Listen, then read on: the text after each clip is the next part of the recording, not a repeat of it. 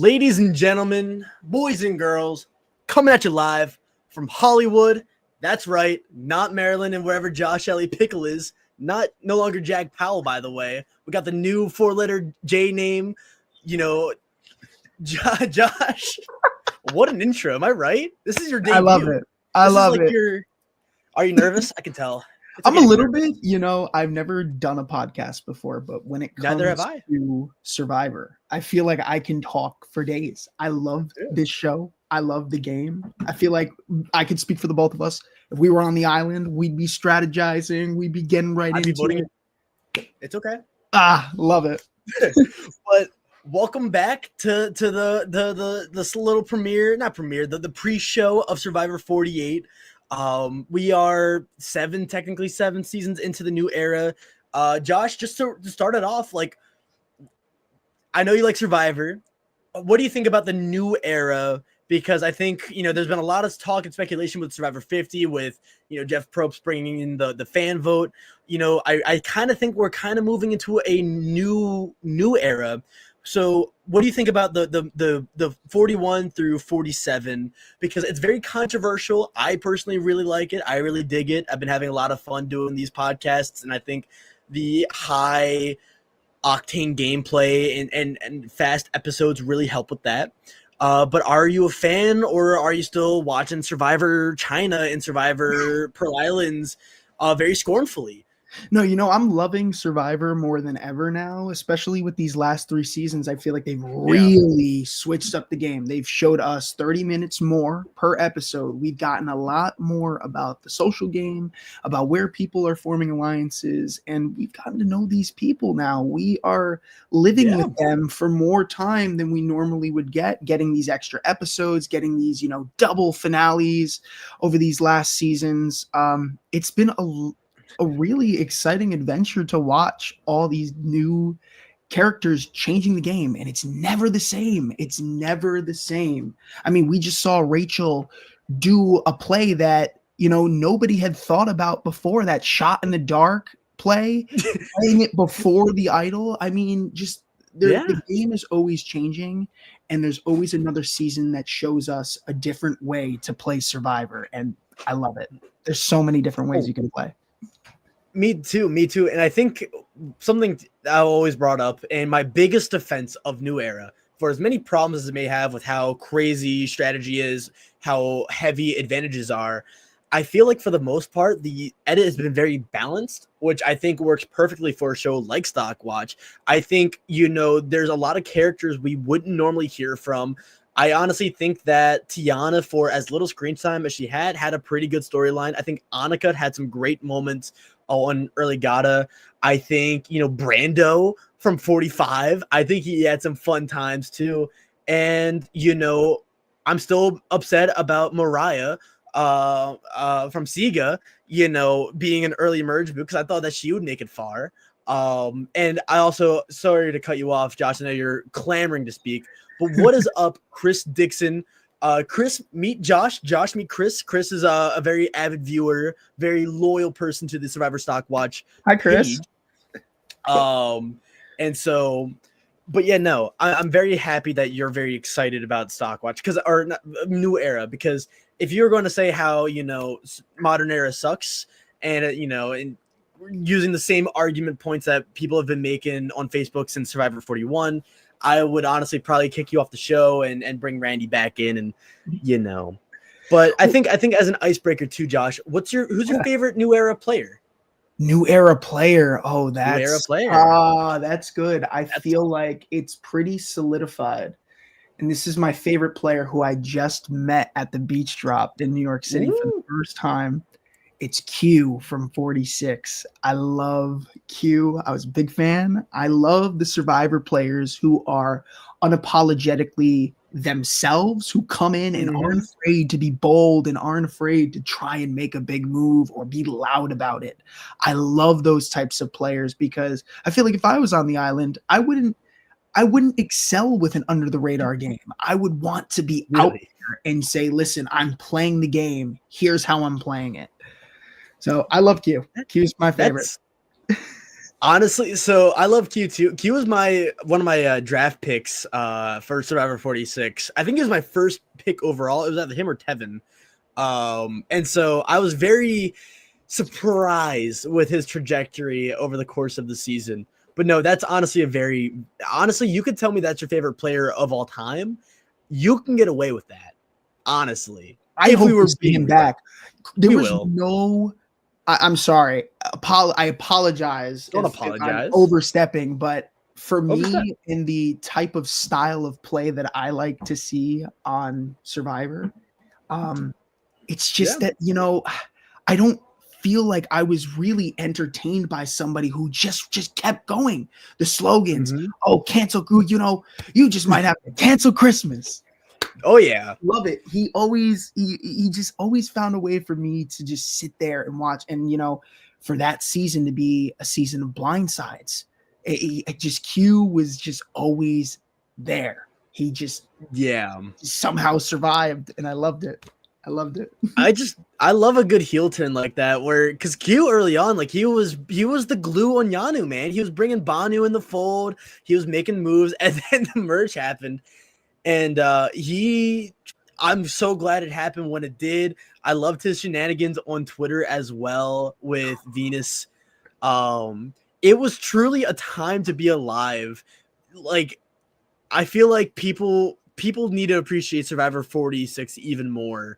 And I think that season's aging like fine wine. I honestly think it's in my opinion, it's top 3 of the new era. Like by Top far, three? like hands I think down. top Like two. for an idol to not be played in an entire season, it was Yeah. the most OG that we've seen in a long time. We have not seen a game without advantages really being played like 46 was. 46 was Yeah. masterclass of deception, of blind sides, and ultimately getting the player out that you want to get. I loved it. I feel like 46 and 47 are my top two. It took me a long time. I think 47 is a lot more well-rounded, which actually leads me to my favorite player of the new era, which was Rachel, mainly because she was my episode 1 pick. And so being able to root for a player over the course of the season who was also an underdog, also went up against formidable foes, and then also dominant somehow. It was the most invested I've been in a finale in a long time because there's still that fear of like, maybe Sam could edge it out. I thought Teeny for a little bit early in 47 had a really good storyline that kind of died, but if you like chaotic Survivor, like Survivor Gabon, Survivor Nicaragua, I would even say Worlds Apart, even though I don't really like that season that much. But like, I love Nicaragua. I love the pettiness. I love the drama. I love the chaos it ensued. And in some ways, I thought 46 was the new Nicaragua, the new Gabon, the new chaos season that everyone always wants, or even Edge of Extinction. We can throw that season in the ring, But anywho, I love those seasons though. I love the chaos seasons. I mean, when we're talking for my favorite seasons, like I love the All Stars. I loved Heroes versus Villains, like China.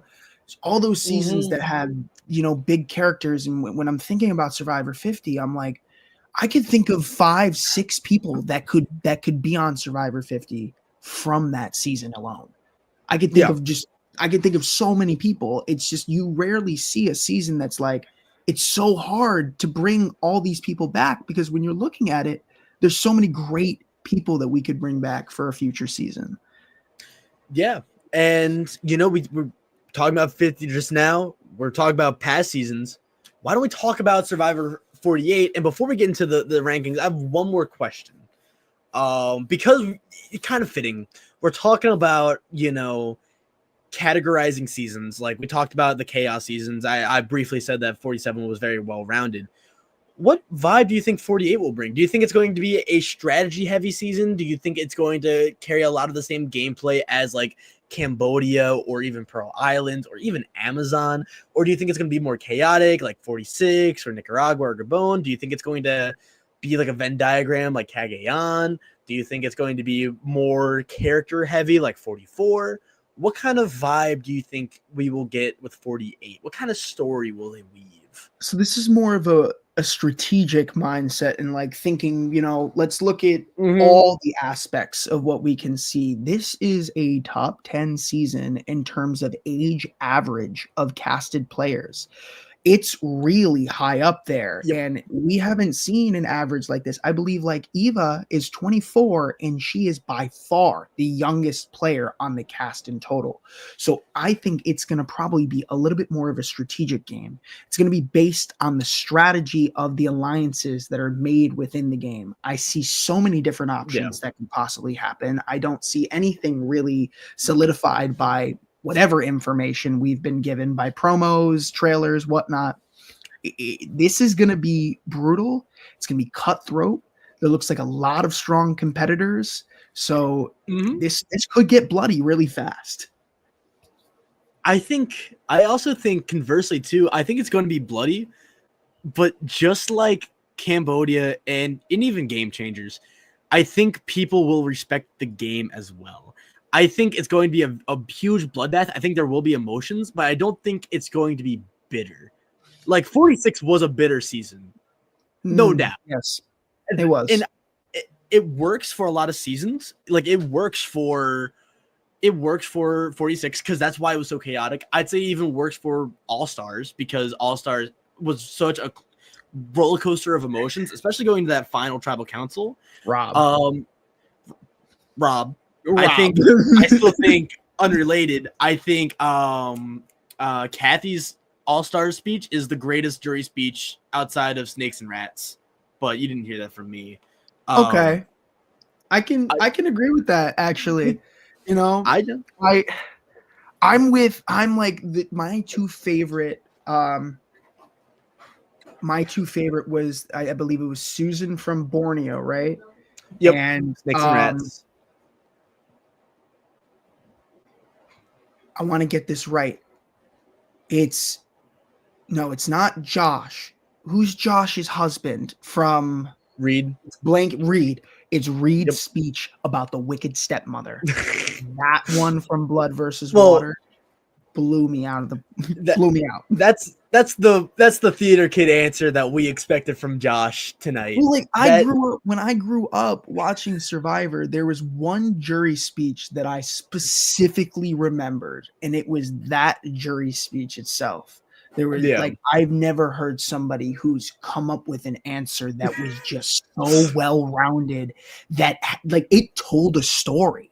It wasn't just I'm petty at you. It had a beginning, middle, and end. It was beautiful. I want to rewatch it now. It's been a minute, but yeah, no, and Samuel del Sur, I think that as a category is more like theatrical of a season. I call it a movie season where if you binge it all in one day, it tells you a story about Natalie Anderson.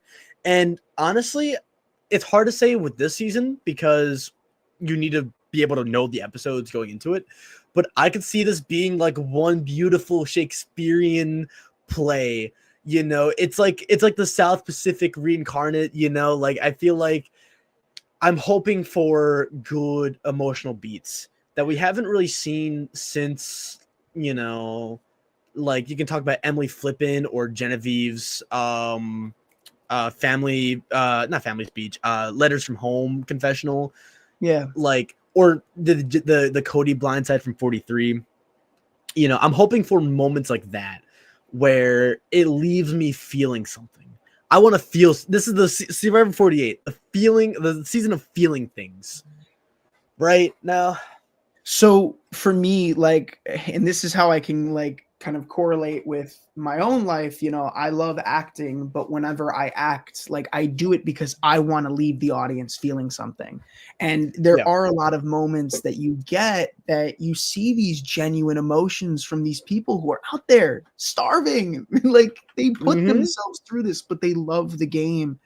And I look at these 18 beautiful people and I see a war at the merge. I see no matter what outcome happens, no matter whatever rankings we put together for this preseason ranking list, that whoever is sitting at the top 11 when it gets to merge, it's going to be a battle. And I am excited to see what happens this season. Me too. And on that note, let's get into the stocks. Let's do 15 it. minutes in. Honestly, that's a lot better than I thought. I thought we would get into the stocks an hour in, because me and Josh are certified yappers, for the people at home. And we're gonna start with 18th. The person Okay. we think has the least amount of shot to win, probably not making merge, maybe making merge, probably not being there at the merge. It is David. Oof. We both agreed. So we didn't talk about our rankings either. That's also the Survivor StockWatch way, by the way, Josh. We don't talk about the rankings. We have to rank them first, and then we come together.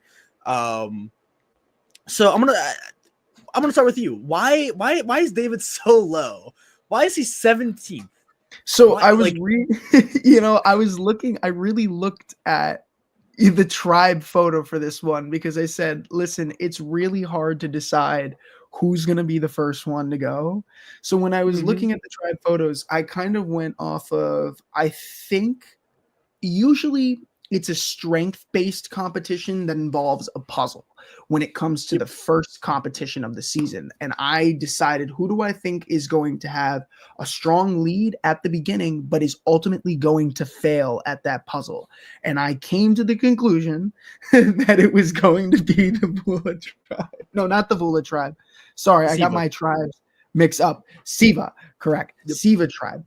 And there was a photo that I saw that made me think that Mitch and Camilla were going to be really, really close. So within that alliance, I was looking at it, I was trying to piece together, okay, who do I think is going to band together? And I saw these alliances possibly forming with other different people, and then just David, I don't know. I'm just like, I feel like he's going to be considered a physical threat, and somebody's going to be sneaky at the beginning. I just have this little feeling that it's going to be messy from the start. That's insane. Going into it already thinking of the alliances formed. I haven't seen them interact with each other, dog. It's just, but I see it. I actually kind of see where you're coming from, and I agree to a certain point. I think my problem with David is that he seems a little one note as a player, potentially, where I think, he wants an ally who's kind, and loyal, and his favorite player that he wants to be like is Jonathan Young, who was a very loyal player. And I think David's loyalty will absolutely get taken advantage of because, again, this is going to be a very bloody season. And so I think David's going to be a very early casualty where I think he won't realize the game truly happening around him. And that's only the vibe I'm getting. Of course, this is the preseason. David could be the biggest strategic threat of all time, and I'd be so wrong, which I normally am on Survivor StockWatch. But I feel like I am too. So you're not alone. I mean, you're not alone. Hey, I swear to God, if Mitch and Camilla form an alliance and they pull in everyone else, and David sucks at the first challenge and flops on the puzzle, like, I'm giving you $20. I'm not gonna lie. I ain't gonna hold you to it. We're looking at this, right? I mean, yeah, David he's a little bit on the average of the season age-wise, he's a little bit over the average. Long Beach, California, it says he's a stunt performer, so I'm assuming he's very physical. Those muscles aren't for show. Doing stunt performance is not easy. It takes a lot of physical ability to be able to, I guess, perform those stunts. But he describes himself as passionate, daring, and curious. Let's just hope that his curiosity doesn't kill the cat. Hopefully not. And I don't know. I'm scared. I'm scared for David, but I'm hoping he's wrong because he seems like an interesting guy. But do you know who he looks like? Who? Are you a Big Brother fan? I watch a little bit of Big Brother, but I'm like you're the Survivor guy. Yeah. This is going to be crazy to say, but season 4 of Big Brother, right? There was a guy, and he looks just like David, and I'm trying to figure out. I forgot his name, and it's going to mess me up. I think it's Justin. No, Okay. Robert Roman from Big Brother 4. I'm gonna get you a picture later. I think it's the hair, but that's one for one, man. He And does look a little old school. I see the slick back yep, hair. Look, I just like I don't know. I don't want people to say, "Hey, this guy's good looking. He could reel people in. That's a threat." You yep, know, I yeah, I don't know. I hope he can really bring it in because I do think that, when it comes to strength, they will be looking towards a David, but yep. can he put himself And his within the name is right David, line? Yeah. and he's a stunt performer. They're gonna be like, this guy's a threat. He needs to go. It's Anywho, so hard. It's so hard to, rank the people who you think are gonna go first because you could be completely wrong. yeah, and there's not much really going either. Exactly. We'll know a little bit And more after the episode on Wednesday, after and then episode I'll be one, like, where oh, we'll be like like, our number one goes out first. imagine David finds an idol episode 1, and we're just sitting here like, what did we do? What did we do? Well, as we know with 46, idols don't mean everything.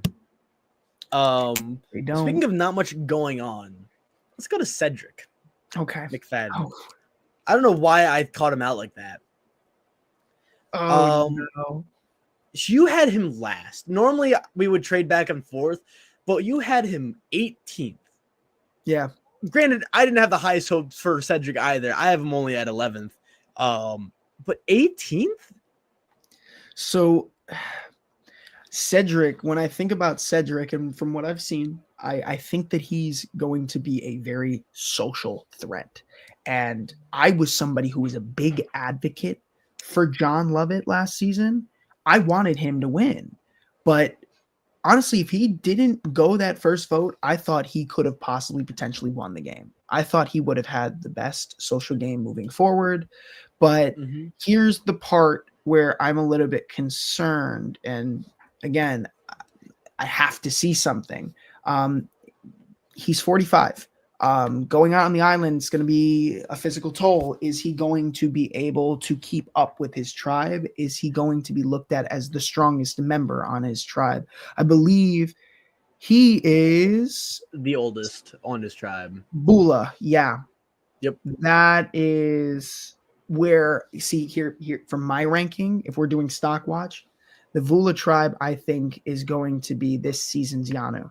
I think they're going to be the most losingest tribe. If that's even a sentence, I think they're going to lose the most before the tribe swaps, if there is a tribe swap.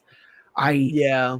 I don't know why, but I'm thinking strength here. I think when it comes to social game, when it comes to puzzles, I think they can do it. But like in terms of physique and look, I have to see it. I think Kevin's going to be looked at as their strongest member.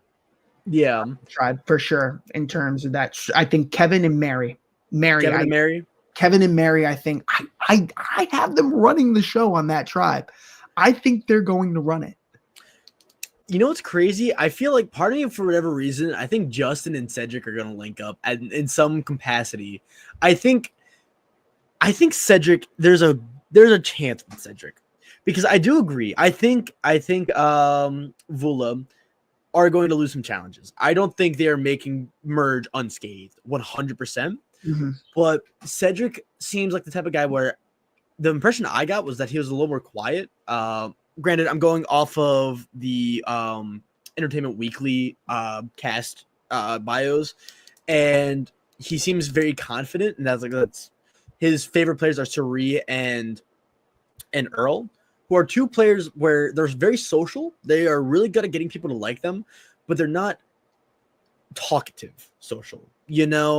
They have a good way of having people go to them, I'd say.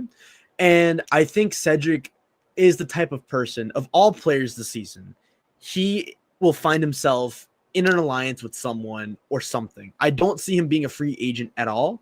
I do think he can be a little passive, maybe. I think that could be a big flaw of his, but that's why I have him only at 11th.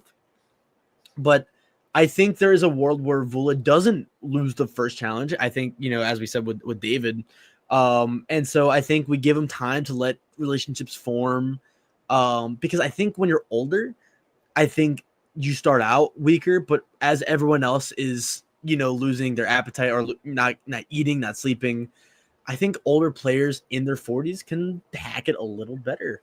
I mean, look at Sue. Look at Sue last season. When Look at Sue. episode 1 came out, I saw Sue carrying that block on her back, no help.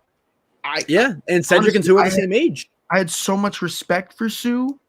And Cedric was a really hard pick for me because when I was thinking of it, I was like, I could see Cedric as somebody who's eliminated first or somebody who can make it to the merge, and pre-merge is going to be, a cakewalk. So if Cedric really does want to, adapt their game around a game like Suri, that's heavily social. So I have high hopes for Cedric. If you have the social game like that, you should be able to get through easy. 100%.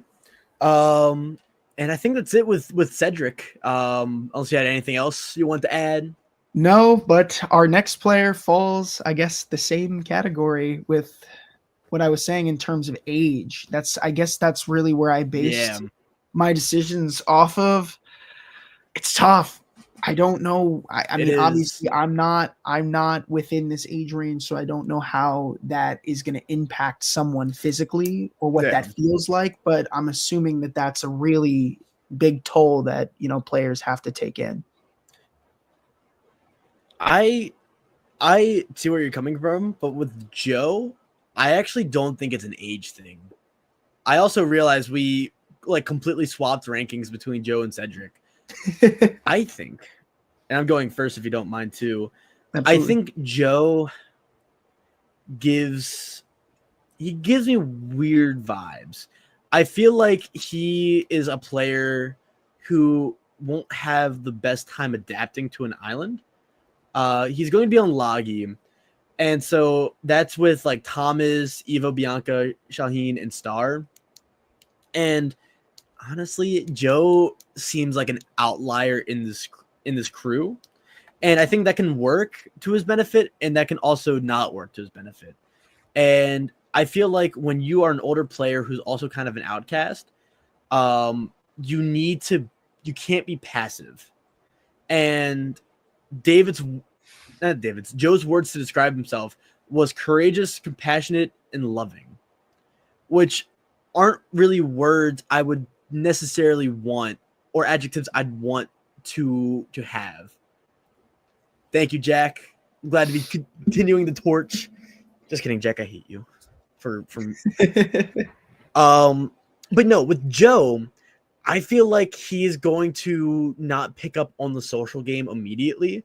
I think he's going to be loved by everyone. I think people are going to love Joe, but I don't think in this crew it's going to translate to gameplay. And I think that's why I have him dead last overall. So I actually, like I said, with Cedric, this was another person who I feel like I could have swapped our rankings for. I would either make the merge unscathed or not. But when I'm looking at this tribe, in my opinion, the Lagi tribe, to me, is the strongest. I think that's going to be the tribe to beat.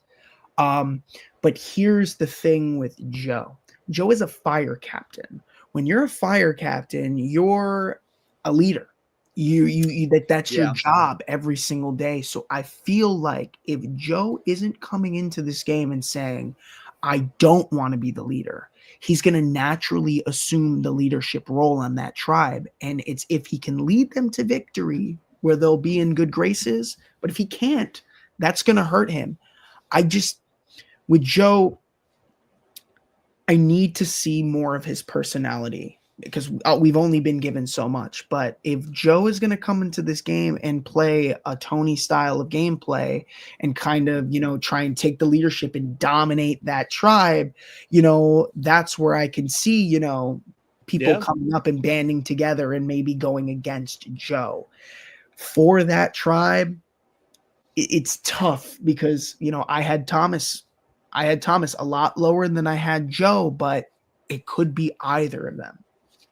Yeah, I personally, I won't speak on Thomas yet, but it's very interesting because, again, I also think if he comes into it as a leader, as a fire captain, and especially the new era, people don't like to rally like that. They don't like a defined leader. Everyone wants to be able to call the shots, but also be under the radar at the same time.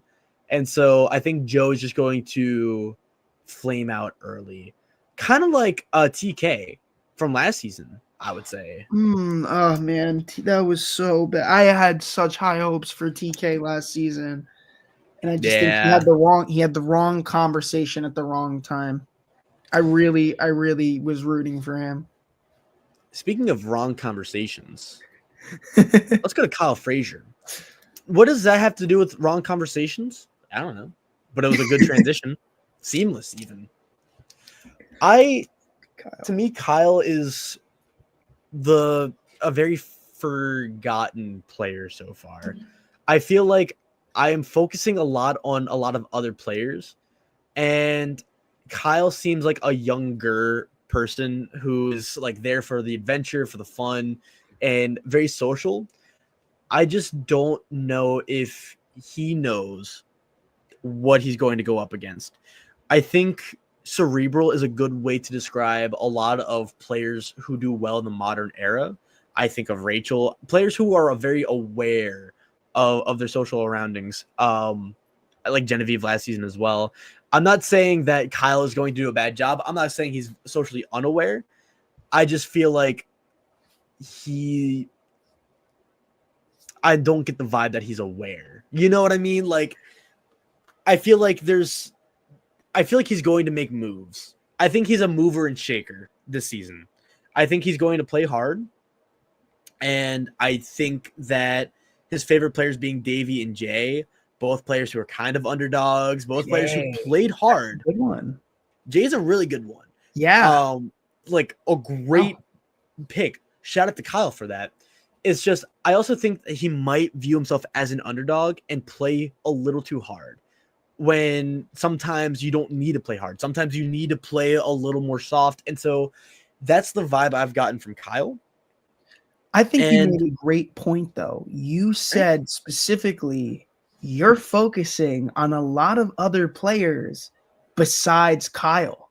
True. If other people are thinking that on the island, Kyle's going to fly under the radar. He's going to make it somewhere. So maybe if that's the consensus, because I felt the same way. I felt like there were a lot of other bigger personalities from what I've seen from Kyle so far. Therefore, I think maybe that might be leverage that Kyle can use out on the island. Hey, if there are bigger targets out there, if there are louder people, can I use these people as shields so that I can get farther in the game? Who knows? But conversely, though, what if that is happening? And what if we're both right? What if Kyle is under the radar and at the first sign of trouble, he flies off the handle? You know, like first sign of trouble, he starts to play more of a chaotic game. And that can be in his unraveling, because again, I'm just focusing on Jay and Davey as his the players that he related to most. What I do think is interesting, though, that is to note, because jobs are always important in the game of Survivor, knowing who you're playing with. Kyle's an attorney. We know that some people, may not be so good at playing the game, and bringing in their attorney side, but we know that a lot of people who are lawyers in this game know how to debate. They know how to talk their way out of situations. So the same could be said for Kyle. If he can bring some of his techniques and debate skills that he's learned in law school, maybe it can translate and help him win $1 million in the end.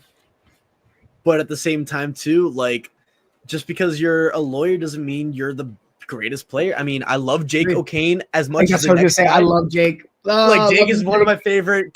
Jake might be my second favorite of the new era, but like, good game player is not really what I would say to describe Jake. Love you, Jake. Shout out to you, Jake. No disrespect, but and I feel like, do you think Kyle's going to be honest about him being an attorney? No, I don't think anybody should ever be honest about being an attorney in there. Don't ever say that you're an attorney. Don't ever say that your dad's an attorney. Don't ever say that your cousin's an attorney. If you're associated with law in any aspect, you don't tell anybody If I was on the island and nobody knew who I was, I'm saying, listen, I am not an actor. Why would I go out there and tell people that? Sometimes you have to lie about your job in order to make people not be suspicious of you. But an attorney or an actor, those are the top two jobs I can think of. And you cop. do not want anyone to know out on the island. Or celebrity. Shout out Or to Gary celebrity, Hawkins. or like that's like the thing. Saying you're a lawyer and telling people that you're a millionaire is crucifying yourself in the game of Survivor. Like, Liz, why would you tell people you're a millionaire? I mean, Liz made it further than a lot of people who have applied and gotten on Survivor, I will say.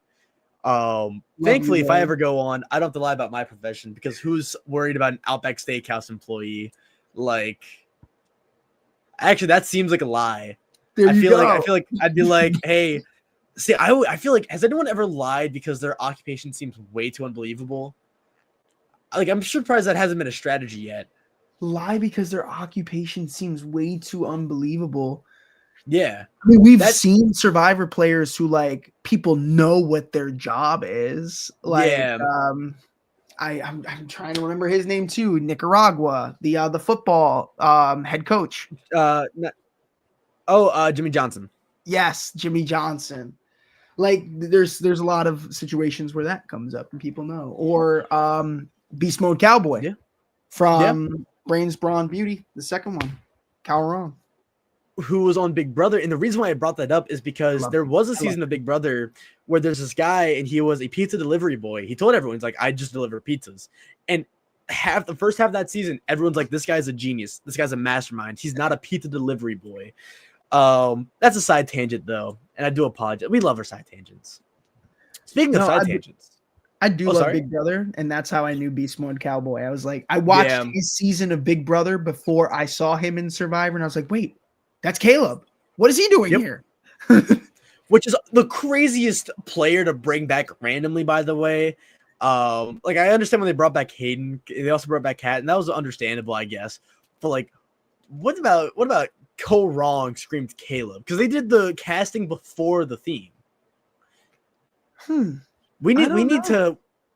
I think postseason, what we do is we do a Survivor StockWatch where we like analyze and like we figure things out about Survivor, just like how Star Toomey will figure out the game. Oh, do you want to start with Star? I can start with Star. Okay. First of all, if your name is Star, that's cool. That's really cool. Coolest name, I think, in Survivor history. And my thing with Star is that she gives very big personality, but I don't know if this is the cast for it. I've been wrong about this. And, you know, I keep bringing up, you know, players who talk about the players they really relate to and look up to. I think when you look at Taku preseason, Marianne seems like a fish out of water, especially on a tribe with like Maria, Jonathan, and Lindsay, you know, and so Star, that could work to Star's benefit as well, but Star just seems like she would just be a big personality who wouldn't grate on everyone, but just kind of not make the right connections at the right times. But also Loggy seems like a very strong tribe. So maybe she'll have time. Maybe Loggy doesn't go to tribal pre-merge. What if they stay the entire time and Joe squeaks by to the merge and, you know, ends up winning the season? I feel like Star also, to me, kind of gives sidekick vibes, you know? For me, this is the hard thing about Star, is that I'm going based off of one confessional that I saw, and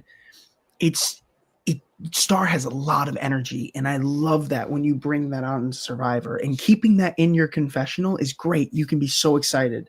But I was thinking, like, when I was watching Big Brother and I saw how excited Angela was, that could immediately rub someone the wrong way. It's like, cool, we're all excited, but it shows that you're an emotional player. And when players play emotionally, they are not able to work strategically. When you play with your heart and not your head, it's a lot harder to play the game because you have those loyalties you want. I feel like Star could be a really loyal player in this game. And when Star finds their alliance, they're going to stick with it. But if people are a little bit overwhelmed by, Star's personality, Yeah.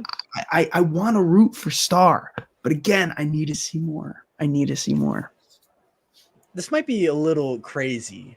And it might be, you're going to be confused probably. This might be a little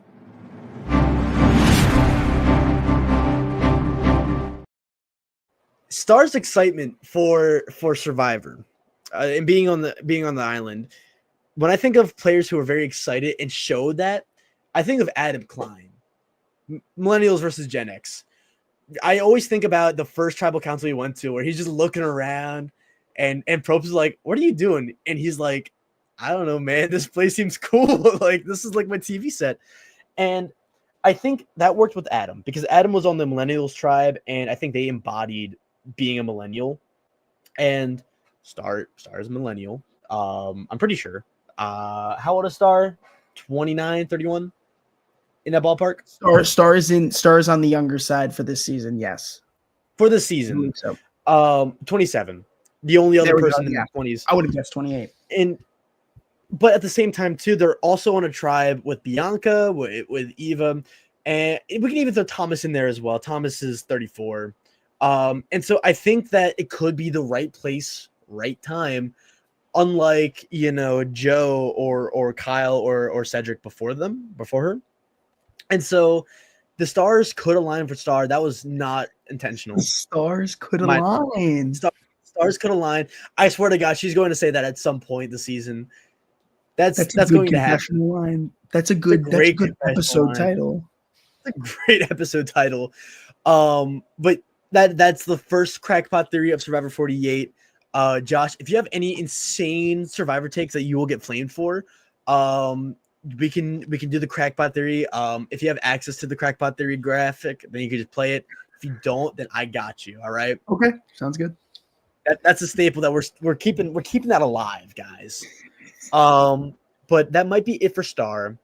But what it's not I want to root for Star. I just want to make that clear. I love Star, but it's just if Star can separate the personality that I saw in that one little confessional, in how Star presents that excitement and emotion, I think Star can do wonderful things in this game. Star can easily make jury. 100%. And the stocks too, for me, it's very impersonal. So if I rank a player low, it doesn't mean I don't like them. I had Taney dead last for the most of the last season, especially the second half. And I actually preferred like post-merge Taney in 47 than pre-merge Taney because I thought that was a really cool, complex character. I'm getting sidetracked. Unlike Mary, who seems very focused. Sorry, I might have just lost you on my computer. Hello? In terms of audio, I don't know if I can hear you anymore. I don't know what just happened. I'm going to make sure that I'm good. That was weird. It says my microphone's good. So basically, I have Mary at 13th. I think Mary can make it far. I think she has what it takes. My problem with Mary is that she just doesn't give winner vibes. And 13th, there's a pretty big cutoff between, honestly, Star and Kyle for me. Or not Star and Kyle. There's a big cutoff between like 16 and 15 for me. And so we lost Josh. And so, but I still feel like with Mary that she has what it takes to make it very deep and to make it far. I just don't know if she has that killer instinct. She identifies with Ben as a past player, and she's done the Peace Corps, and that can work out. But I also think that she could be too loyal of a player very similar to the last boot of Ghost Island. I believe Angela was her name, which is kind of insane to say as well. I do apologize. But Angela was an Army veteran who initially kind of seemed like could make a really deep run, maybe not win. And Josh is back. Hello, Josh. So Is everything sorry. okay? I had to just go on my phone. I think I just had to switch it up. So we're talking about Mary, right? Talk about Mary. So I The think Mary, honestly, I honestly, think Mary is going to be the strategic threat on this tribe. I really, think it's going to be Mary and Kevin.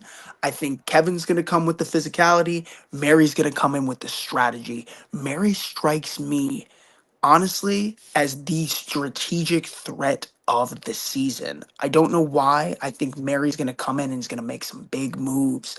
But I think the reason why I ranked Mary at 10 is when it gets to the merge and people start talking and comparing notes, it might bite Mary in the ass if Mary can't win an immunity.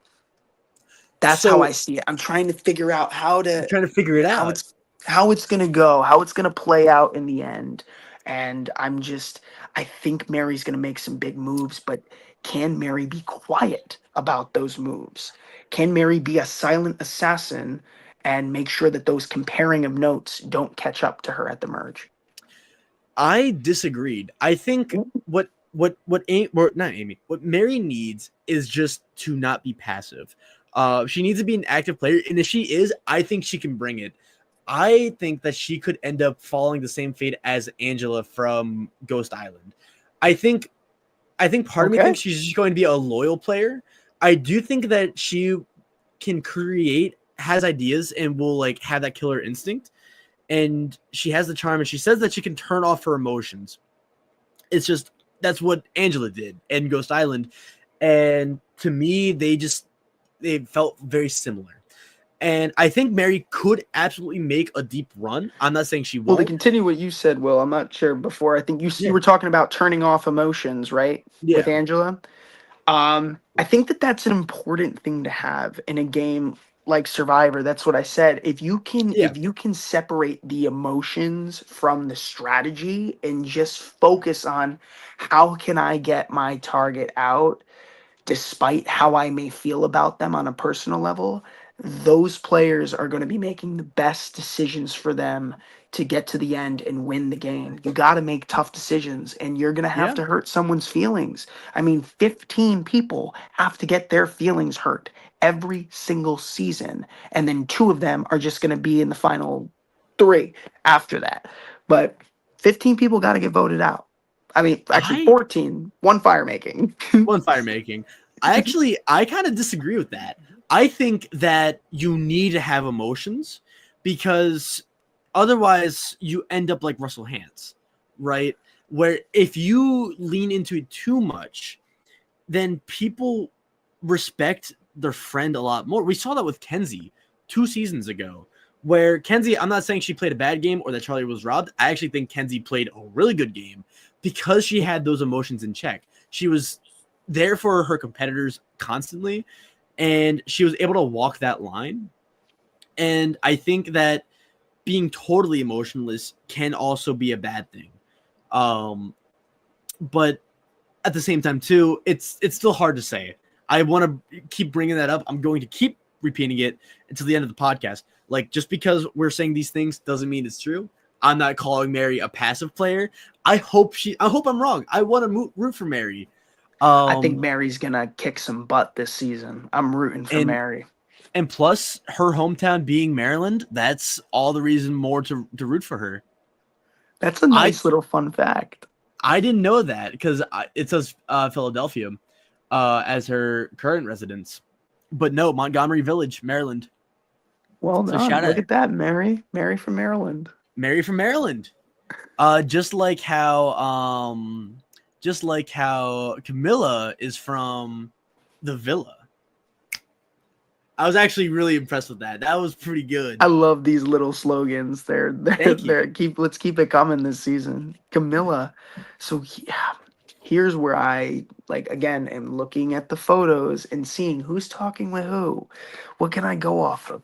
And there's a really I mean, a popular photo that I saw that was on Survivor's Instagram where it was Mitch and Camilla talking. This is Yeah. where I start getting into the alliances. I think Camilla and Mitch might be a tight duo in this game. And I think that they're going to be the players that are going to be comparing notes with each other and might help get themselves further in this game.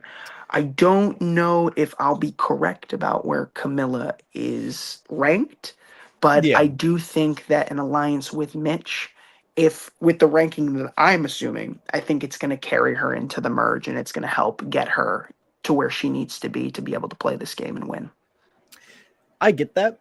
I Part of me I think I'm just biased against the Siva tribe. I think I ranked them all pretty low except for one, two people. Um yeah, one person. Unfortunately, I just feel like they're going to be that third tribe. You know, like there's always that dysfunctional tribe that we hear a lot from. There's always like that vibe tribe that has the personalities. Like Siva kind of reminds me early on of like Nami. You know, like there wasn't a whole lot going on Nami except for Venus beefing with everyone. And that worked to their benefit in discredit. And I hope I'm wrong because Mitch seems like a really cool guy. Kyle seems like a really cool guy. Uh, I hope David proves me wrong, but I hope David proves me wrong too. It's yeah, like you have to pick somebody, and I just don't know so much about David. But and Siva here, this is where I think about Siva. I think yeah, Siva, even though I don't I have to look at this again because I'm looking at Vula as the tribe that's like going to struggle the most. But when I look at Siva, I see Siva being a tribe of tight alliances. We'll get into that later when we talk about, yeah, Charity and Chrissy. Those are two players that I think are going to be probably the most dominant alliance. I'm seeing more of like a Sue and a Caroline kind of alliance, mother daughter vibes. So I think that they're going to have some tight alliances. But is it going to be a game of duos, or are we going to expand into yeah. bigger groups? That's what I'm really curious about. Yeah, I mean, part of me also thinks that recently Survivor like alliances have been kind of dead and dormant. Last season I think was the death of the alliance. And so I think that's why I'm putting less emphasis on who I think is going to work well with who and who I think can not just form those bonds but have people come to them. Mm. Camilla, I don't know why, but just kind of seems like social player, energetic, but not able to follow through. And I feel like she can get left behind strategically, especially if Siva's losing a few too many challenges, or if they are like the tribe that gets targeted at the merge, or whatever. I feel like Camilla isn't making the deepest run this season, I just unfortunately. I'm looking at the Siva tribe. I just hope that they don't push Camilla out because of Yes. looks in terms of physique. I really Yeah. hope that they can give Camilla a chance. Um, I don't know, but I do see Camilla siding with Mitch. I have Mitch really high this season. I don't know why. Something about Mitch. Something about Mitch. Hey, I have a crazy player at number 5, so you know who my number 5 is. I won't spoil it I'm just yet. excited. I'm excited to get more into this. But yeah, no, I want to be wrong too. But as much as it sucks to talk about it, I'm going off of what I think the Siva tribe would do, not what Camilla would do, if that makes sense. And so, as unfair as it is, it's just the nature of the game, um, It's which unfortunate. sucks. Somebody's always got to go. It's And got to be someone. thankfully, Sai's not going anywhere. What's up, Sai? This was a tough Did you just one for sigh? me.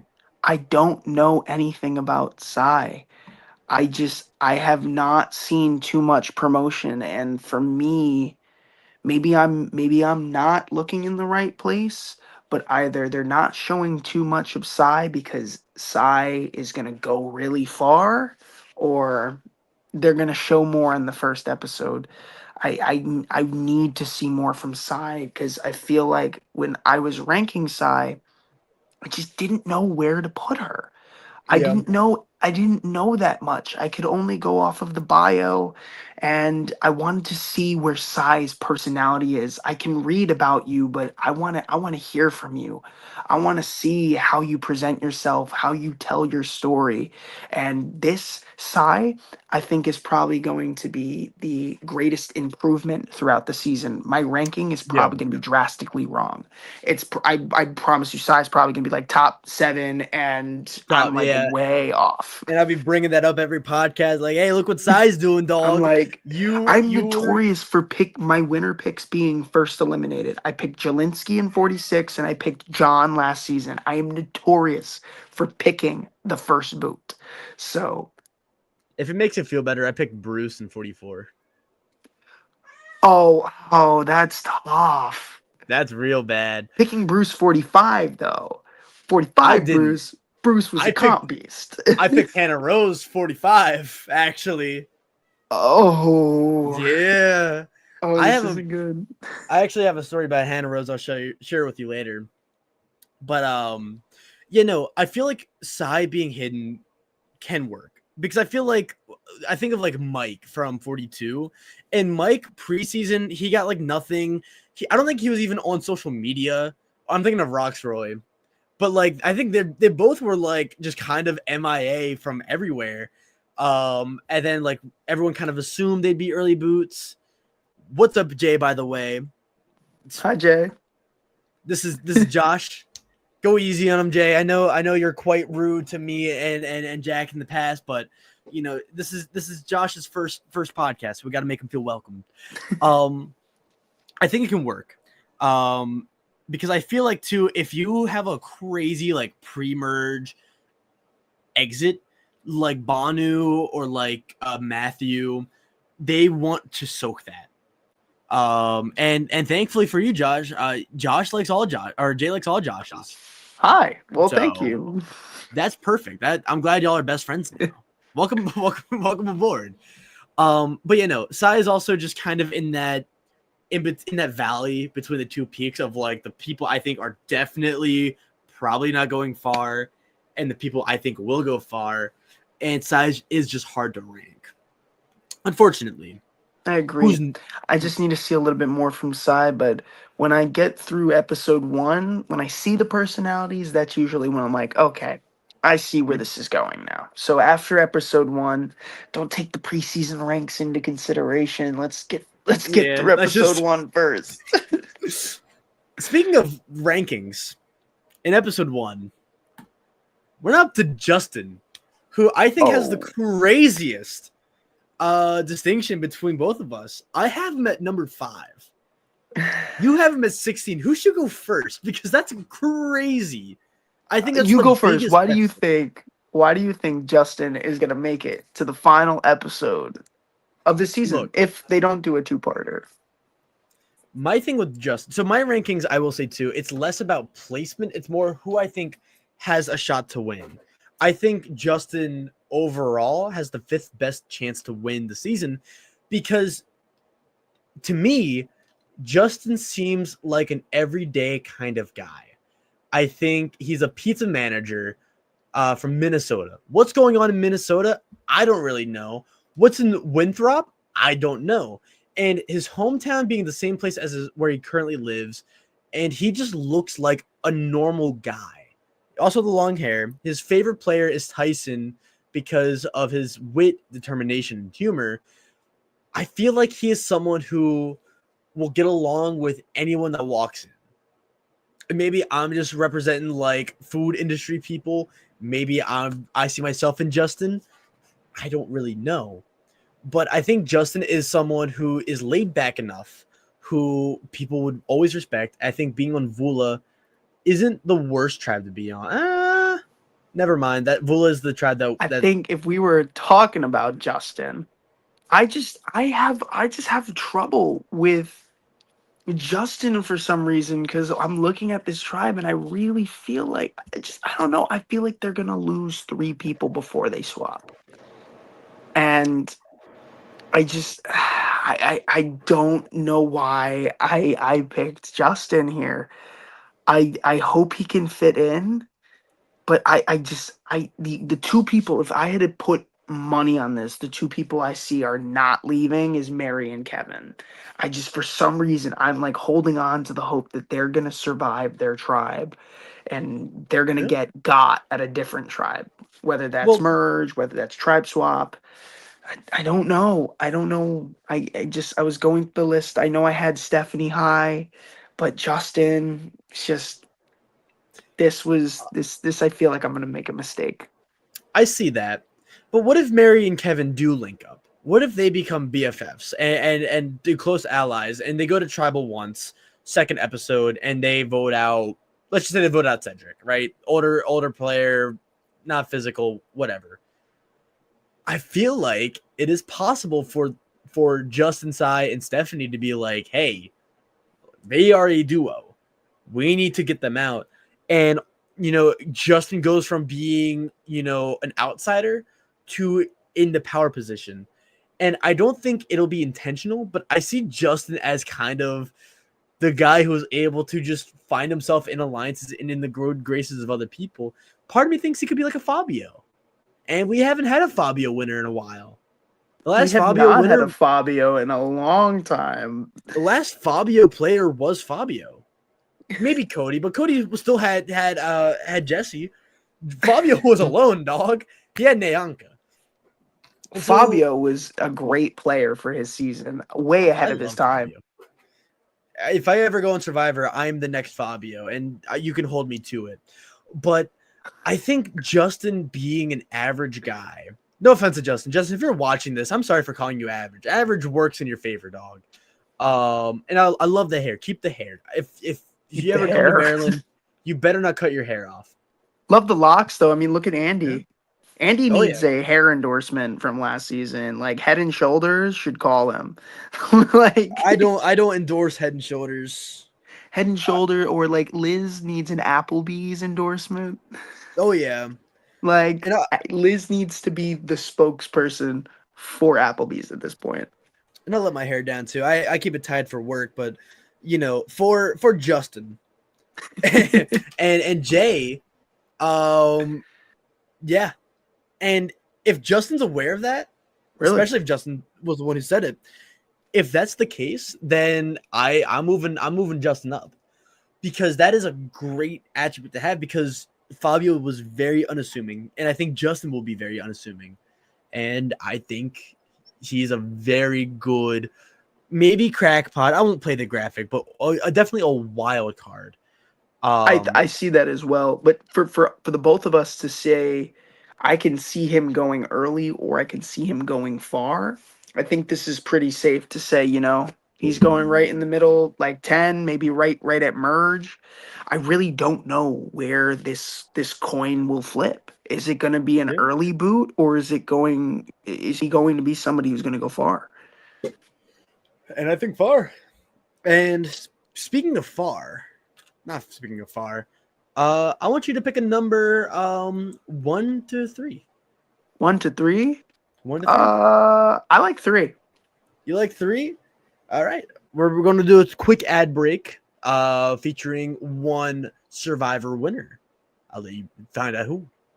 What's up, guys? I'm Todd Herzog, the winner of Survivor China, and I am here with Survivor Now podcast, the best source for Survivor information, to show off what I do for a living. So I make custom Funko Pops. If you haven't seen or heard, you can check it out on Instagram at Todd's Pop Shop, or you can message me, toddspopshop@gmail.com, to order your own. And if you mention this podcast, you will get $10 off and a free torch. So it's pretty freaking awesome.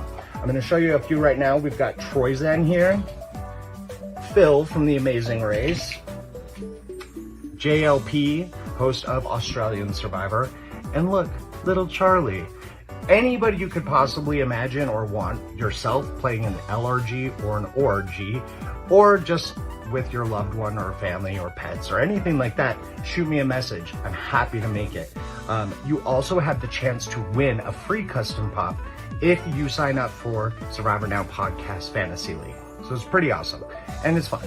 Like, who doesn't want to be a part of that? So yeah, hit me up. Get your custom pops.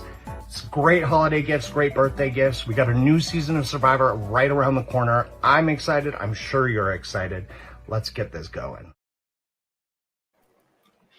Shout out to Todd, by the way, who is honestly really nice person. I also forgot to switch the banner. I should have done that. But now we go to Charity, who This is my actually girl. That's your girl? My girl. That's your girl, I Charity. Charity Nelms. I love Charity. Charity was one of these players that stood out to me from the jump. All right.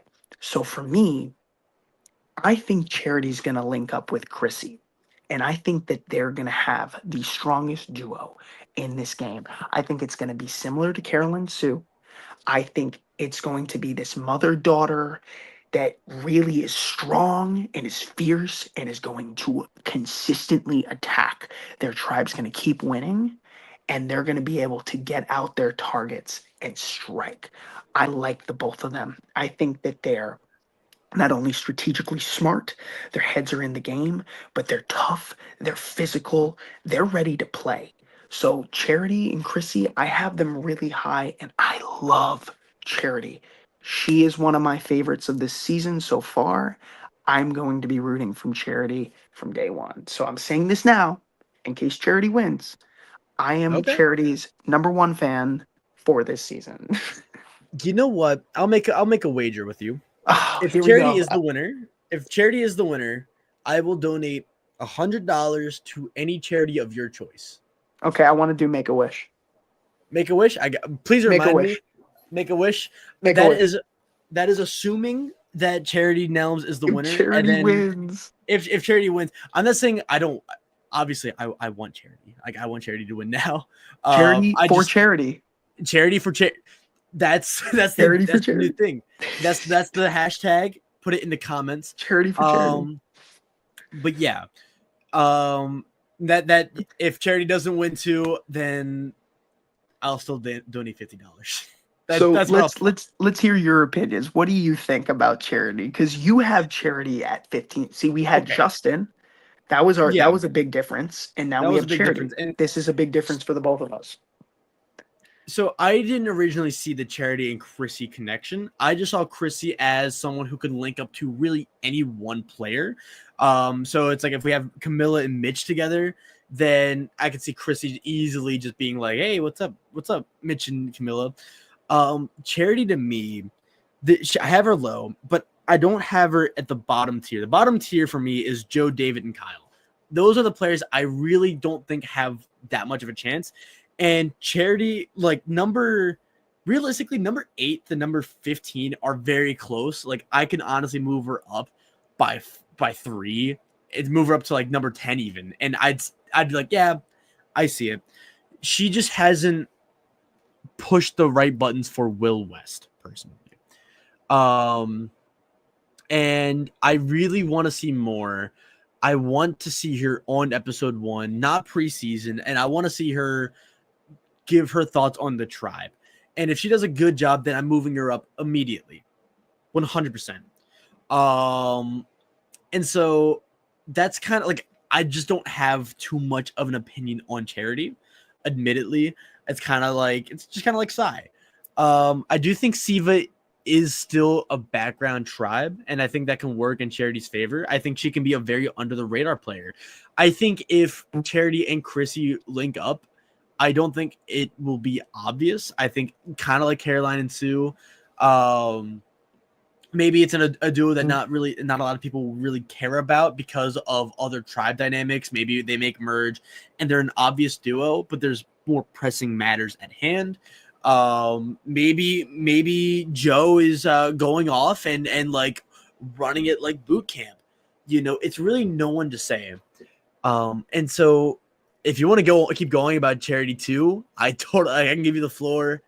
But Usually it's just like I get a feeling when yeah, I see someone's personality that I really gravitate towards in an episode or a promotion or something like that.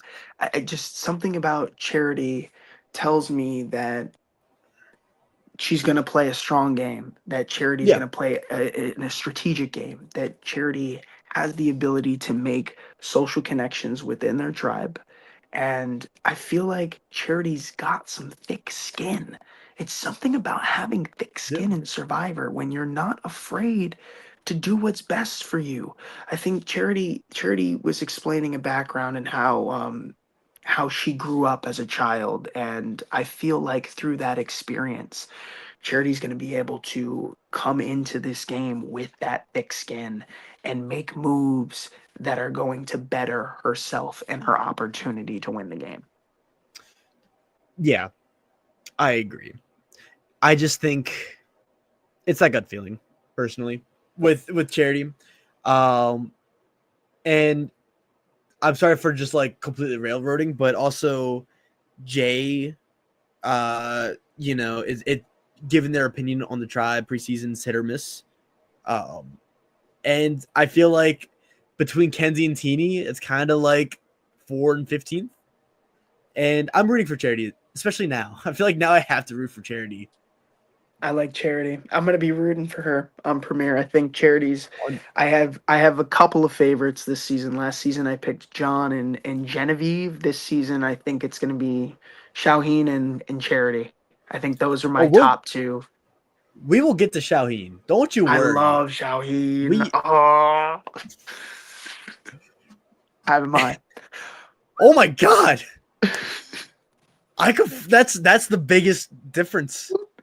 Sorry. Whoops. That's So I'll start. I actually made a mistake. I feel like Thomas is going to go a lot farther than 15, and I completely regret this decision now. Because I saw a little bit more of some of the other stuff that they were showing, and there looked like a good conversation was happening between Bianca and Thomas. So yep. I think that that could be a potential alliance on the Logi tribe. That could help get Thomas further into this game. I feel like that is going to be something that's going to play within the game. It seemed like it was just them two at the water well alone. Yep. But then again, that could be anything. It might not even be a scene that's shown. But I regret this decision. I was struggling with seeing where Thomas was really gonna lie in terms of an alliance. Mm-hmm. But if they're showing stuff like that, I'm hoping that maybe it's some important information for later. Yeah. I think with Thomas is that Thomas of all players will be very aware of the tribe dynamics. Very cerebral, as I said before, and that's a quality I really wanted to look for. I think what stood out to me, and the reason why I'm focusing so much on the players you identify with, I like no, but I like your style of thinking because thank you. you pick people within these tribes that you feel like when you talked about Kyle, like these under the radar players that are aware of Yeah, what's going on. That's a great, point of view to have because I actually wasn't thinking about that when I was going through my rankings. Who are yeah, going to be the people I was overlooking them, like exactly where I put Thomas. That's where I felt he may have ranked on his tribe. But it's those players that see what's going on and that can help and be like, this is what I'm seeing. You know, maybe we can use this information to help us put together yeah. a plan.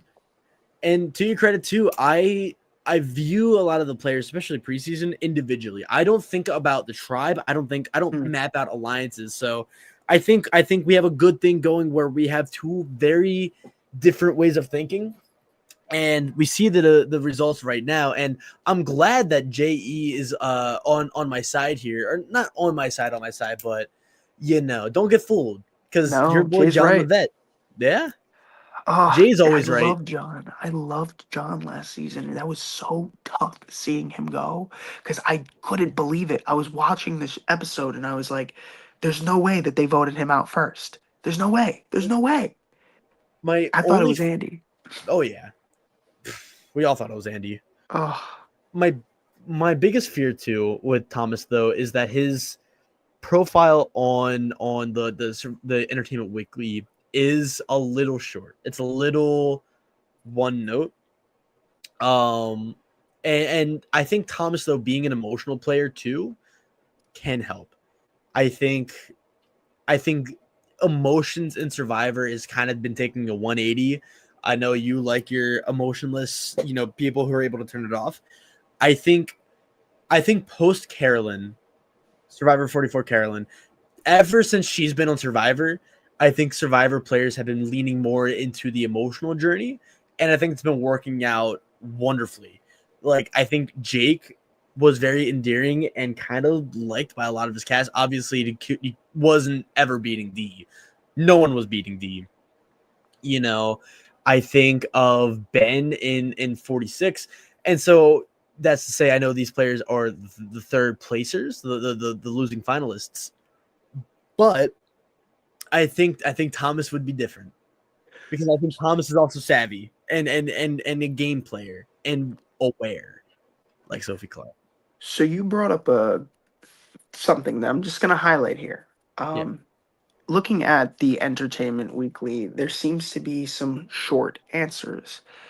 Survivor isn't about just, you can play a game of emotions or, Mhm. play it, with this kind of poker face, keeping it all together and thick skin. But there's another aspect that I think is really important that helps people get to the end. It's actually what Kenzie did.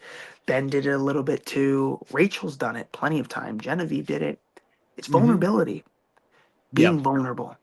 If you can be vulnerable out there on the island and be yourself to let people in, it makes people feel more comfortable.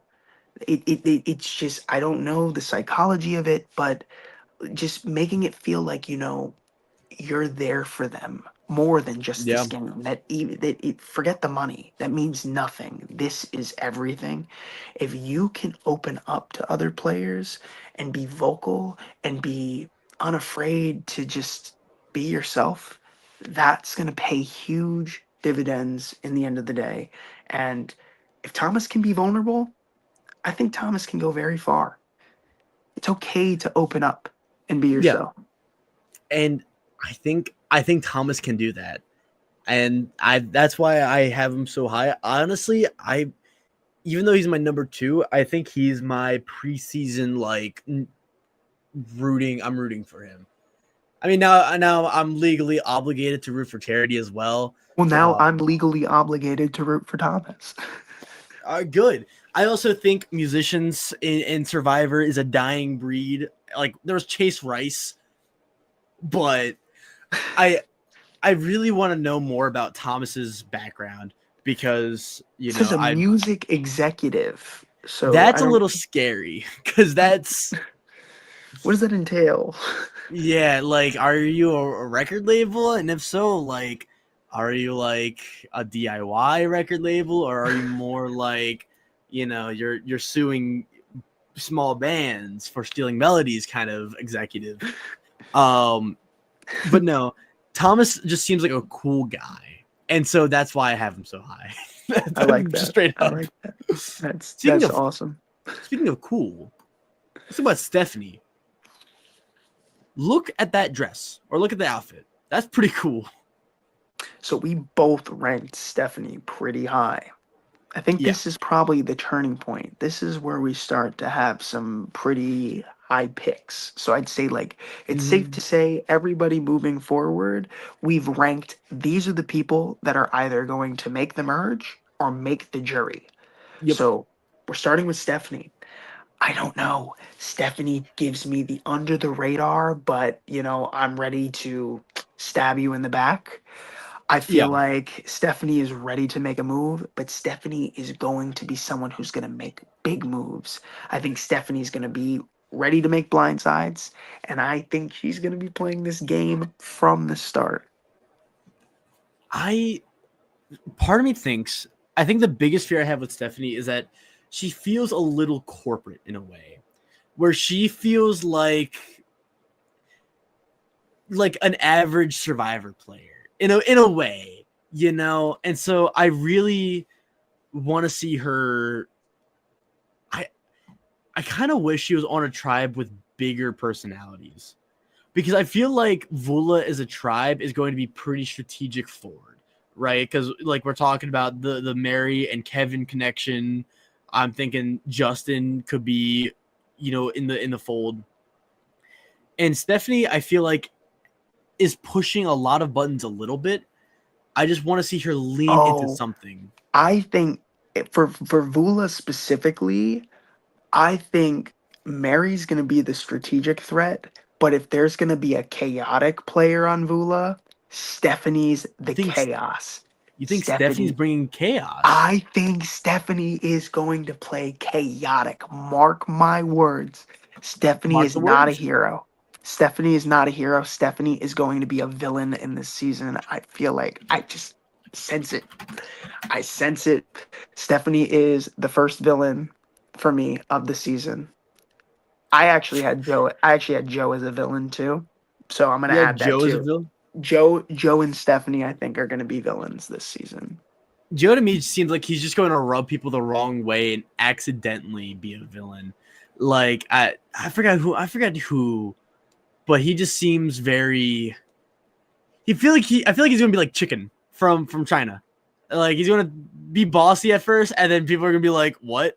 And then he's gonna be like, "Never mind, guys, I'm sorry," and then like just get voted out and be like, "What?" I do remember Chicken. Yeah, that was a fun season. I love China.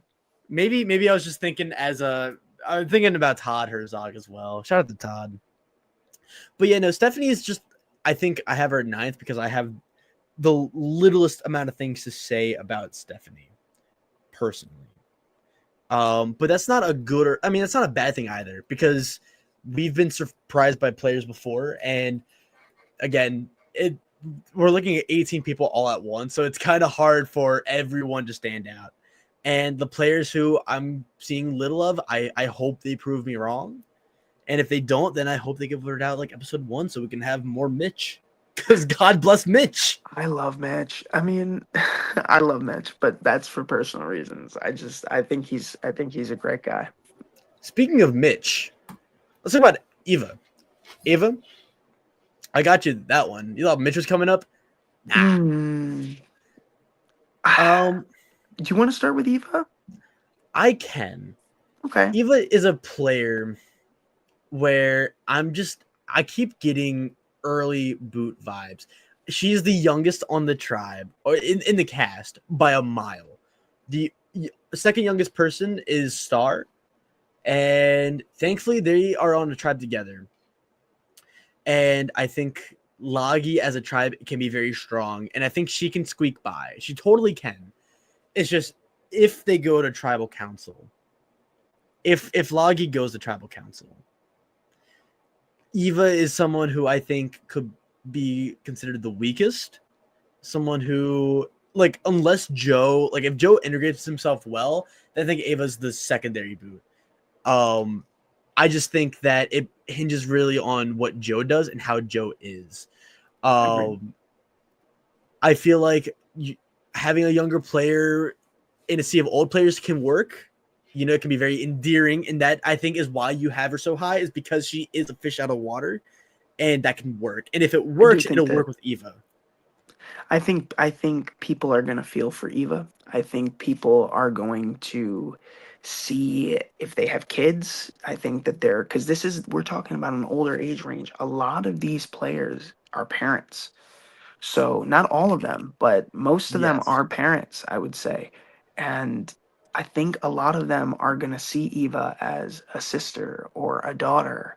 And it's those connections that are going to make Eva go far in this game. I feel like just because she's young, I don't think that they're going to vote her out just because of that. And I see her making it to the end because of that.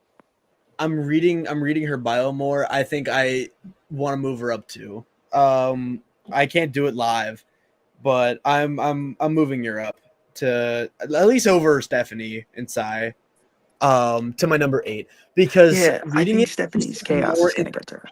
Yeah, I think she's gonna be a lot more endearing, And I think on the Logi tribe, like, I think endearing is a good thing. I think, honestly, Thomas and Eva could link up.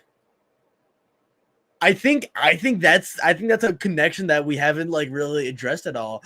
You can even throw Bianca in there too, because I think you said Thomas and Bianca could be tight. You know, I think Shaheen will be down for whatever. I think Star would be down for whatever. Bam, that's a 5-1 vote on Joe. Episode 1, there we go. I don't know why I'm climbing on Joe so much. Joe is just, it's got to happen to someone. I don't know. I just Joe's a strong player. I'm excited to see what happens. But I also think that if Ava is very endearing, I don't think she wins, because I think she'll have a story, and I think she can be an underdog. And when I say story, I mean like in terms of the game itself, not any personal reasons. I think a narrative winner is something we've had for a while. We had that with Kenzie. I would even say that we had that with Rachel, even though her win was more of just everything. I see where you're coming from, Jay, too. I don't think use is the right word. I do think people will see Ava as a player. I don't think they'll coach, and I don't think she'll lack social awareness. I just think that people would relate to her in a way. So here's my thing. When you're playing for a game for $1 million, there's a lot that has to go into it. I don't remember specific players, but like there's people who come in with a great story. I mean, when you think about Kyle and you have like a good story, like the family man kind of angle, Yeah. anything that comes into Survivor that can enhance your story, people might perceive as a threat. Because you go to Final 3, if you say, hey, I came and I persevered, like it's tough to overcome that.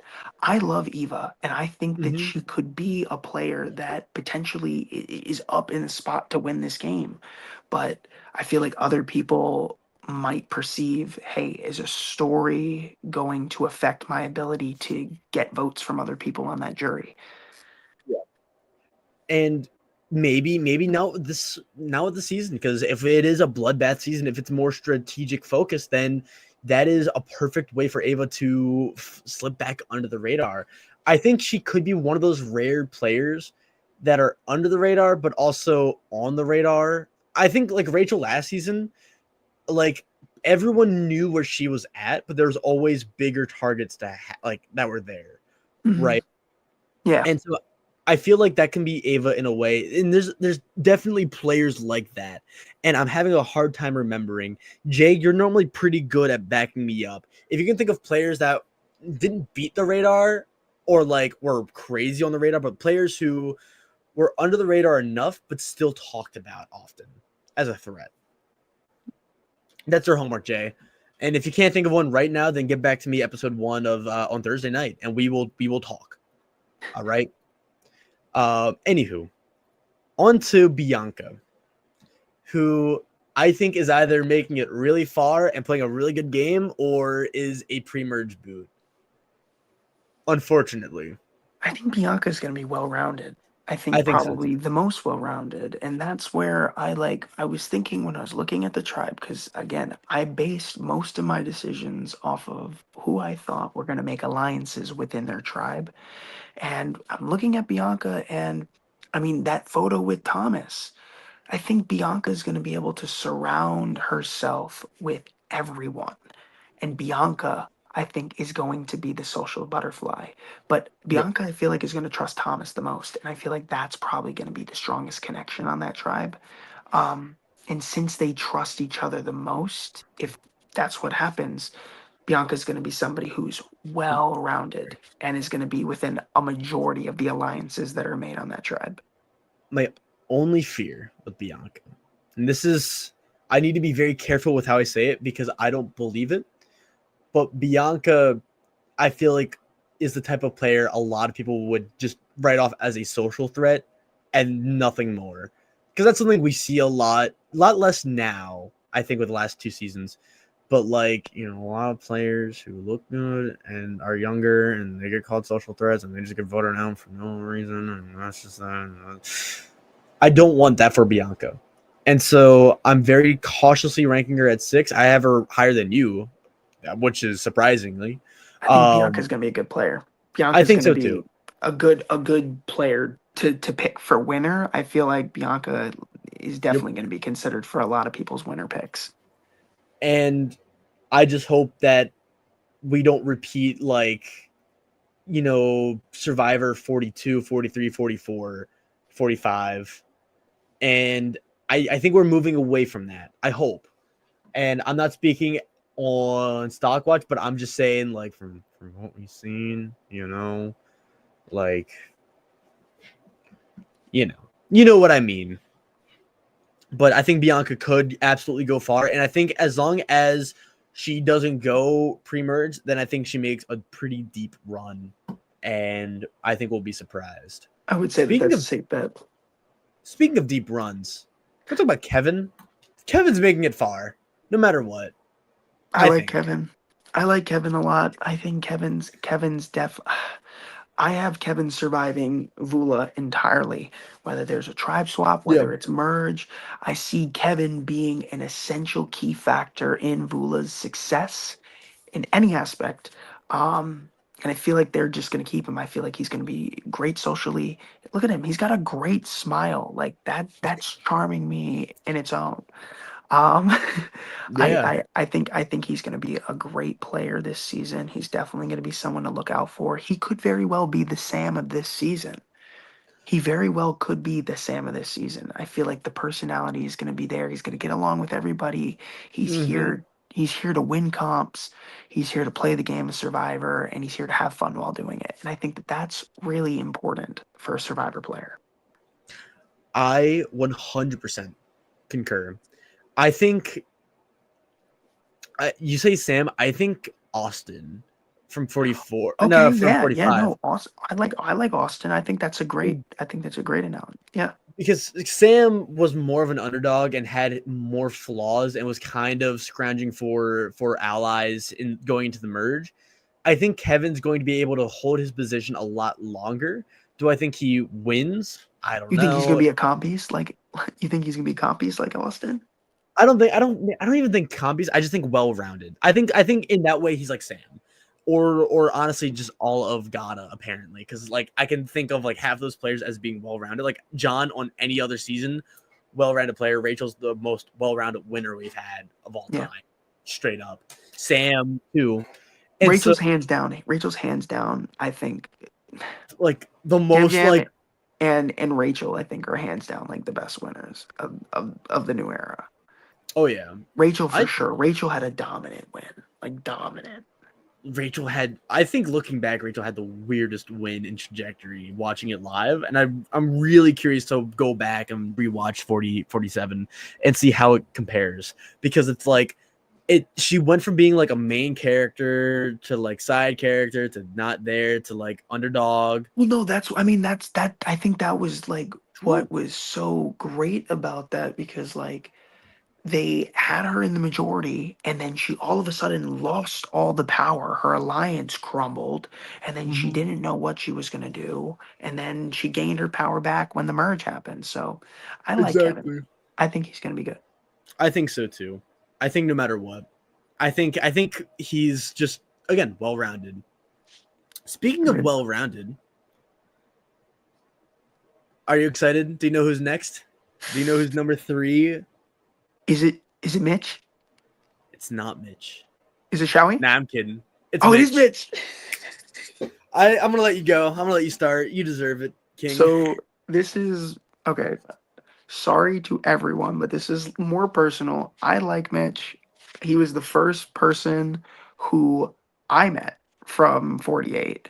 And I don't know. I'm a very loyal kind of person. So when this happened, I'm like, all right, I want to root for Mitch. Give me a reason to root for Mitch. I think Mitch has a great story. I think Mitch is going to come in. And if Mitch can put himself in the right alliances, I have Mitch going really, really far in this game. I think so. I think Mitch, his biggest time to shine will be the first 3 days.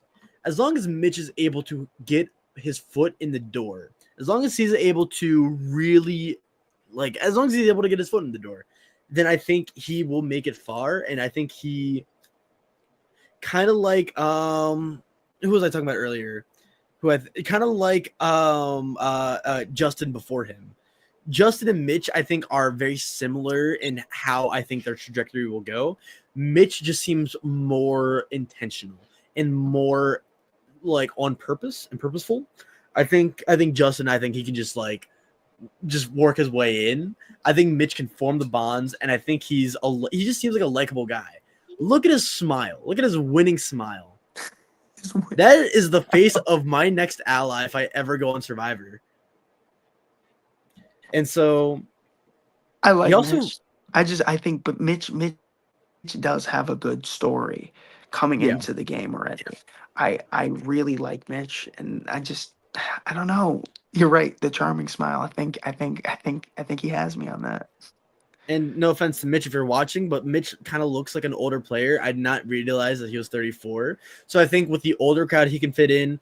With the younger crowd, I think his storyline can help push those emotional beats. I think Mitch has all the makings to be a really good Survivor player, or at the very least, a really good Survivor character, which I kind of care about more as a viewer than as a stockbroker.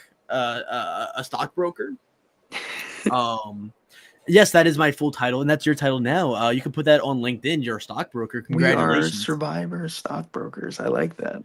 I mean, on LinkedIn, I just put stockbroker, not Survivor stockbroker. And then when they ask for like references and whatnot, I just send them the link. But yeah, I like Mitch a lot. I think I just get a little worried that we can over hype him a little. Maybe he doesn't make the best connections, and maybe he doesn't, resonate. But I think of all players, Mitch, my heart goes out to you, Mitch. I love Mitch. Mitch is a great guy. Do you know who? I can't wait to see him in the season. Oh yeah, you're gonna be like, dude, I've seen that guy. I know him. He talked to I'm me. like, whoa. I'm really excited for 48. This is a season Me I feel too. like I've been the most excited for since previews. I Yeah. feel like this is gonna be I see a really good season ahead of us. And I usually say before seasons start, I think it was 45, 46, 47. These seasons I'm watching them and I'm like, I don't like the characters from this season. It took me 4 episodes and then I'm like, I'm invested. This is the best season ever. So I think this is the most excited I've been in a long time. Yeah, no, like Survivor Mania hit me like a truck because I've been just very busy the last few weeks. It's been a period of working a lot. It's holiday season now for restaurant workers. Shout out to us. But I feel like when I was doing my rankings earlier today, I'm like, this cast seems really weird, and it doesn't feel like another season of Survivor. It's like Survivor 48. I think the logo also is a little different. I think we're in for a unique season no matter what. I think the age also helps. I just think, I kind of wish we'd get less people from California. Low key, no offense to There's a the lot of California players. I'm not a fan of attorneys for personal reasons. They know why. But no. Speaking of players I'm excited for, let's talk Chrissy, who besides we can say now Shaheen, we have like the closest rank to. Chrissy's going far, and she's your winner pick. Why? Well, both of us put her in the final 3. Yeah, so this 100%. is a finalist that we both agreed on, and our next pick is another finalist that we both agreed on. Yeah. Chrissy. I think these past 2 seasons, actually 3 seasons. I mean, there's so many seasons, but I can remember Mama J. I remember Maria. I remember Sue. We've seen these strong women who have come into this game and have proven themselves time after time after time again. And it's been incredible to watch how people underestimate how strong these women are in this game.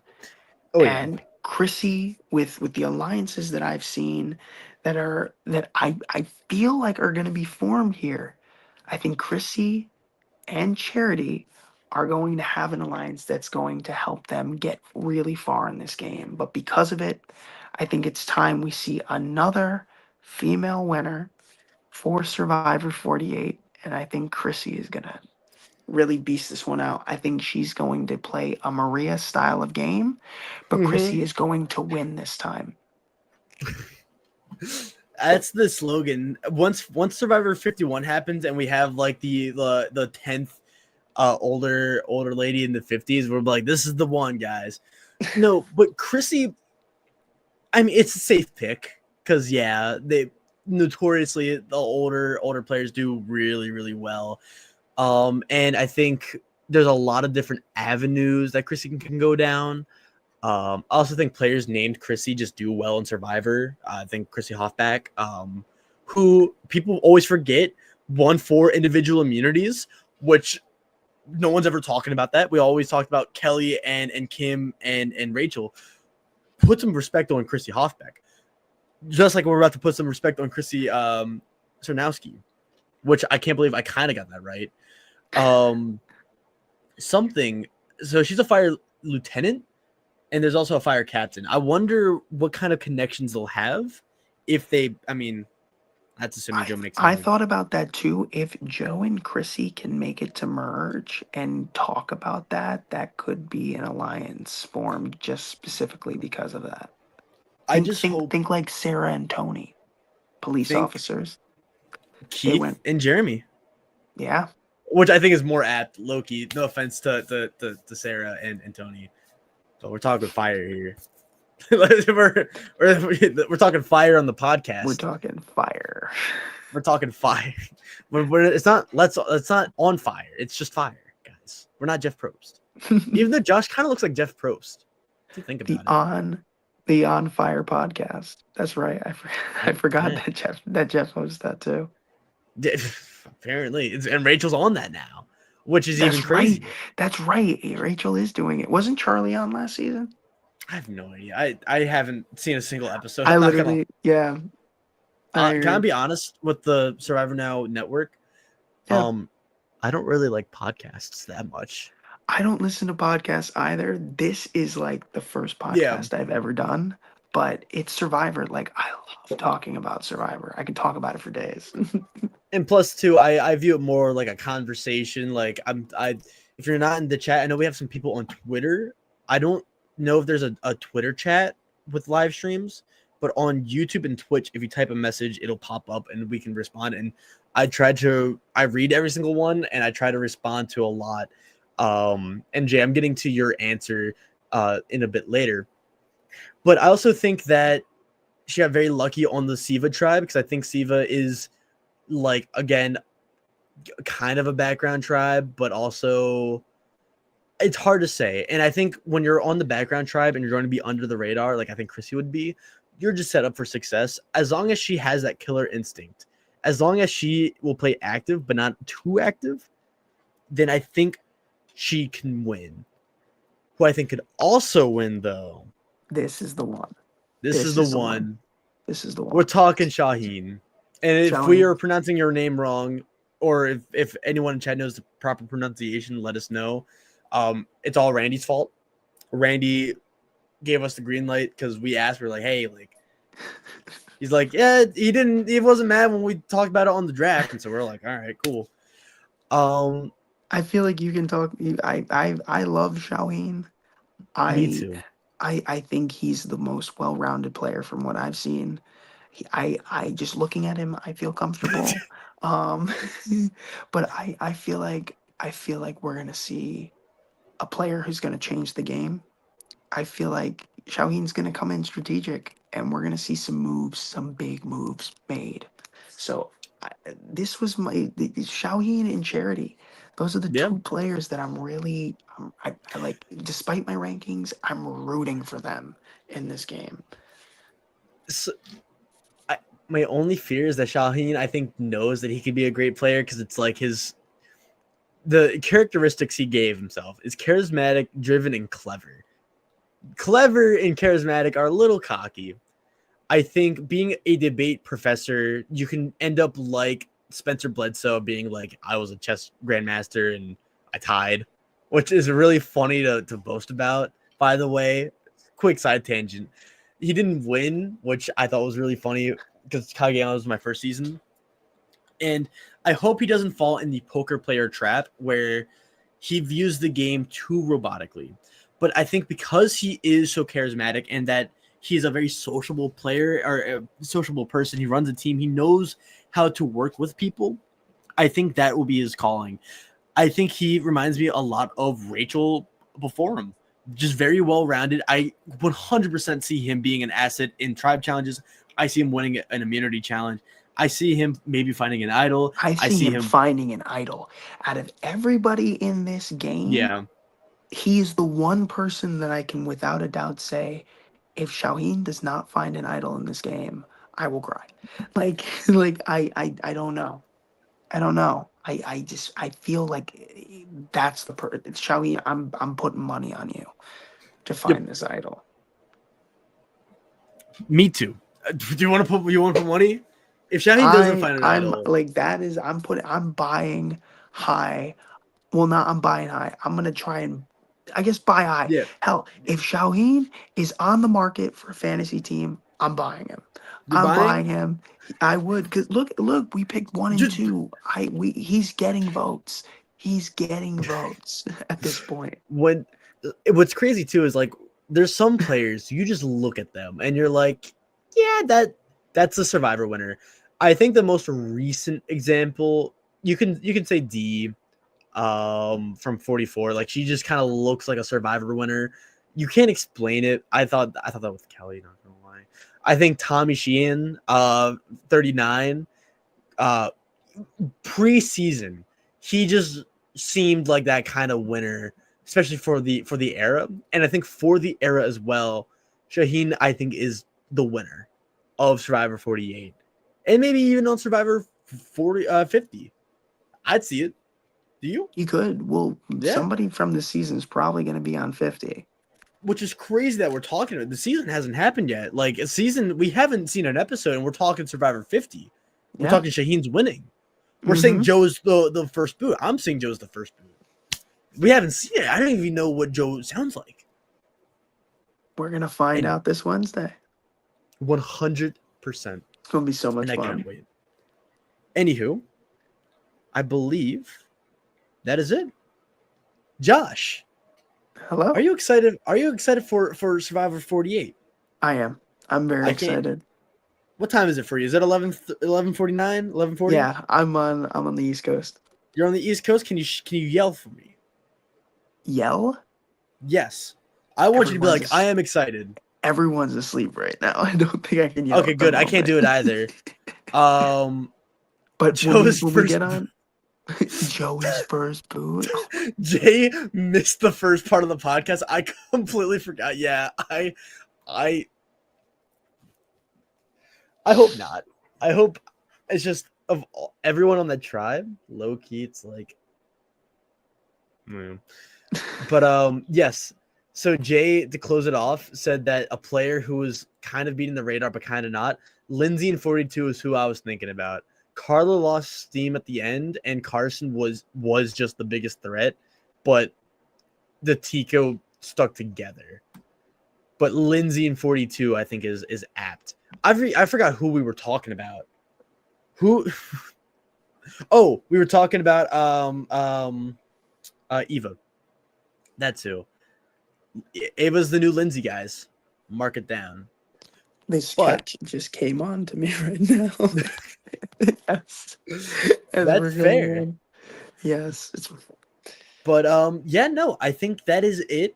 Make sure Wednesday night we're doing the Survivor StockWatch premiere. Thursday night we are doing Survivor StockWatch. It is changing. We're no longer doing Friday afternoons, which honestly kind of works better for me because Fridays were really hard to get off and it was pretty rough. And Thursdays are a lot better. And on that note, have a wonderful night. Sorry for keeping everyone so late, but we promise it won't be late next time.